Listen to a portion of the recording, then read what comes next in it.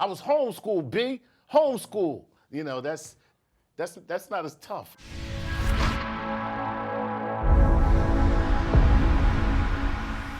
Welcome to Star Talk. I'm your host, Neil deGrasse Tyson, your personal astrophysicist, and I'm also the director of New York City's Hayden Planetarium at the American Museum of Natural History.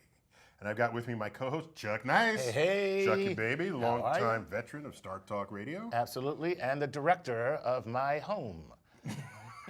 Keep telling yourself that. So today we're talking about the fusion of hip-hop culture and science, featuring my interview with the rapper Logic. Nice. Yes. Well, that's a great name for a rapper who's interested in science. Yeah, and joining us in studio today is hip-hop artist and educator Steve Tyson. Welcome. Thank you. Glad to be here. So, where'd you get the name Tyson from? Well, I was born with it, as you might know. There you go. The dude's my nephew. That's right. He's my nephew. So, Logic dropped an album in 2017 titled Everybody.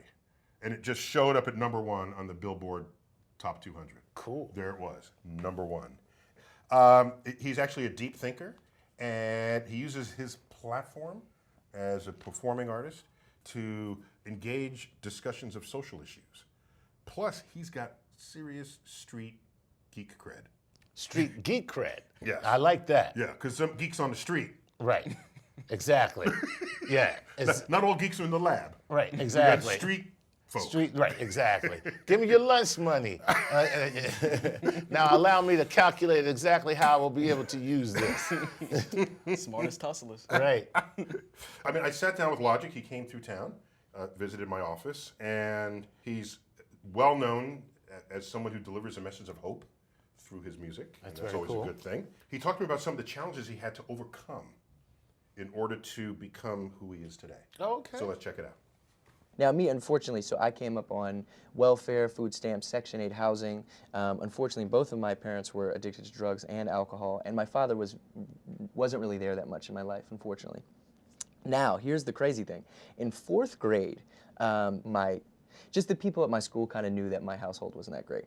And so they believed that because my mother had problems, that I had problems, even mentally, or that I was disturbed or had whatever the case may be. And because of this, they put me in a special needs class, but it was more so for like the, just people that had been emotionally disturbed or something like that. So I was dealing with like pretty badass kids that wanted to like fight me all the time.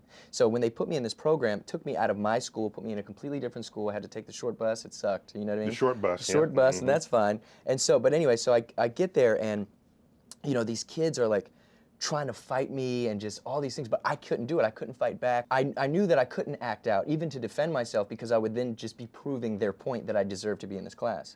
So at this point, it was just So you're resisting the cookie cut mold that they're trying to put you in. Yes, and they tried to say I had ADD and I had all these different things, which wasn't the case. It was just that I wasn't being challenged and I wasn't being taught the right way, how I needed to be taught myself. So my mother took me out and she homeschooled me. Now this was like the crazy, so she homeschooled me for 3 years. Now unfortunately, as I said, my mother was an alcoholic, so she would sleep all day and she wouldn't teach me a thing.